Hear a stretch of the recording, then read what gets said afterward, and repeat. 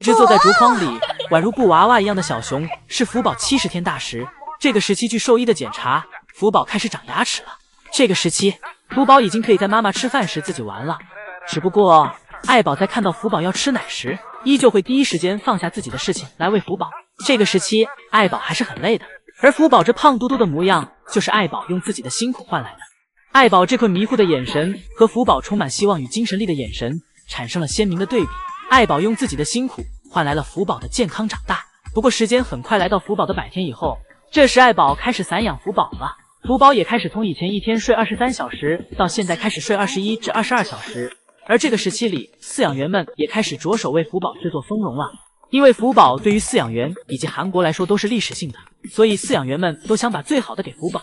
为此，饲养员们为福宝制作了一个儿童房，类似小孩小时候的玩具房间。福宝真是从小就开始接受拟人化教育，同时在这个阶段，爱宝开始断断续续有意的不再为福宝排便，而福宝这时则开始自己尝试排便。等福宝出生5个月大时，这时福宝长牙齿了，开始用妈妈的竹子来磨牙，而且更调皮了。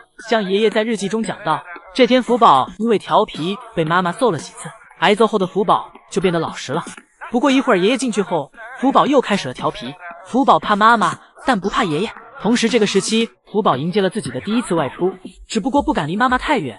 没有安全感的福宝出门后一直跟在妈妈屁股后面。昨天2个爷爷以及盛熙阿姨在路演时，主持人的一句非敬语时间直接给宋3岁整不会了。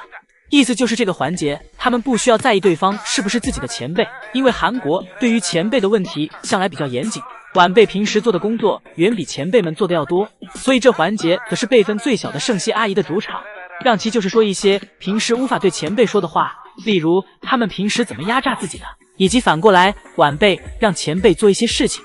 宋3岁平时作恶多端，一时羞愧地低下了头，毕竟宋3岁欺负后辈的事情可不是1件2件了，例如给盛熙阿姨和隔壁小熊猫奶爸喂竹子，以及偷偷在饲养员打扫园区时在外场对其洒水。此时宋3岁之前做过的种种行为让自己直冒冷汗，连忙喝水压压惊。江爷爷也突然声称自己去趟洗手间。这时因为现场的宣传背景板挡住了后面大屏幕的问题，需要挪动一下，盛熙阿姨巧妙地充当起了前辈，安排起了宋3岁搬走背景板。这时宋3岁秒懂盛熙阿姨给的台阶，立马谦卑起来。江爷爷配合着宋3岁一起给背景板挪开。接着到了宋3岁了，因为宋3岁对江爷爷来说也是晚辈，不过宋3岁表示自己看得比较长远，自己是不会让自己陷入泥潭之中的，因为自己离退休还有很长的路要走。宋3岁一下都给江爷爷整害羞了。宋3岁看似平时没头脑的样子，但是宋3岁的大脑关键场合从来不给自己掉链子。江爷爷夸赞道：接着宋3岁看向盛熙阿姨，又看向了自己刚才挪动的背景板，对盛熙阿姨开玩笑道：自己都记着了。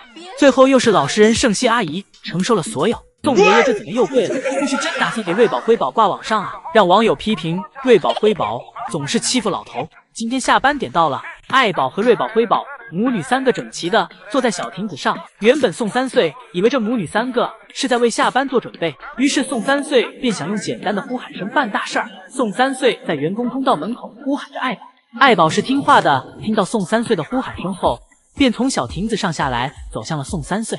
爱宝真来到宋3岁门口后，宋3岁又把门关上了。瑞宝和辉宝此时一副老谋深算，早已料想到的模样。宋3岁经常让爱宝白干活，但爱宝向来脾气随和，转头走向通道门口便回家了。爱宝回家后，宋3岁放大了自己音量，连连呼喊着瑞宝和辉宝。辉宝听到后还是有所动作的，辉宝俯下身开始呼悠，先是头朝下，将头卡进爬梯缝隙里，然后一个甩尾让自己的腿下来。大熊猫也算猫，这身体的柔韧性仿佛也是水做的。紧接着就是看准时机给自己甩下去。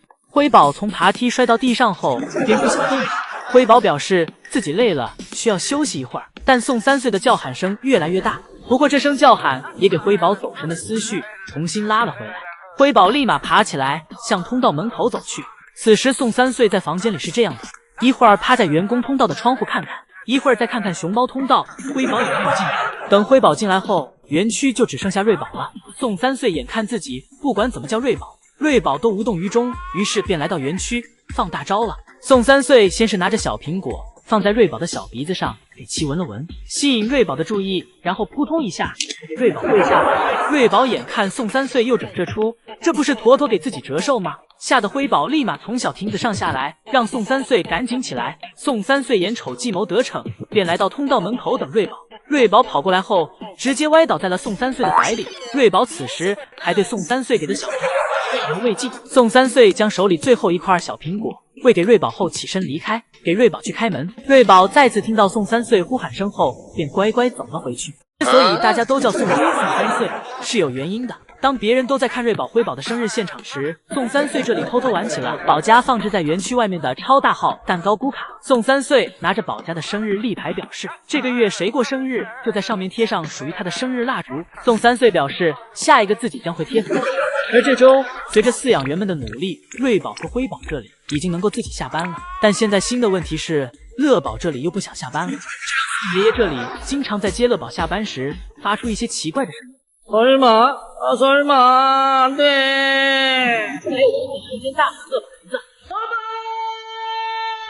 乐宝！宋三岁这声音简直是要响彻云霄了。这几声喊完，宋三岁都开始干哕了。乐宝！好在这个办法管用，成功给乐宝喊了回来。宋三岁表示十分感谢乐宝。与乐宝相反的是，这周姐妹俩这里可是经常受到爷爷的夸赞，表示姐妹俩是越来越听话了。现在一开门就知道往家跑，姐妹俩真是越来越懂事了。姐妹俩回到家后的状态也是非常好。辉宝看到爷爷来了，率先凑到爷爷身边来，瑞宝则紧跟其后。现在姐妹俩渐渐长大了，开始学会争风吃醋了。姐妹俩在爷爷面前竞相卖力。第二天，宋三岁接爱宝的时候，为了省事儿，采用了之前接乐宝回家的方式，在通道门口大声呼喊着爱宝。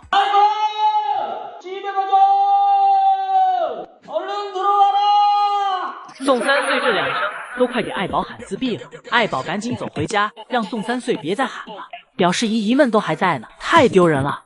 而今天宋三岁还值夜班，这时宝家都关灯睡觉了。宋三岁来到宝家的床前，查看他们的睡眠如何。宋三岁守在还没睡着的爱宝身边，碎碎念着。宋三岁的声音宛如催眠曲，念着念着，爱宝就睡着了。而由于画面太黑，瑞宝辉宝又太小，根本看不清瑞宝此时在哪里。而乐宝这里此时已经进入了梦乡，就算宋三岁在旁边碎碎念，乐宝也都不为所动。宋三岁只要在宝家身旁，就算没人搭理宋三岁，宋三岁自己在一旁自言自语，也能给自己玩得很开心。宋三岁不愧是宋三岁，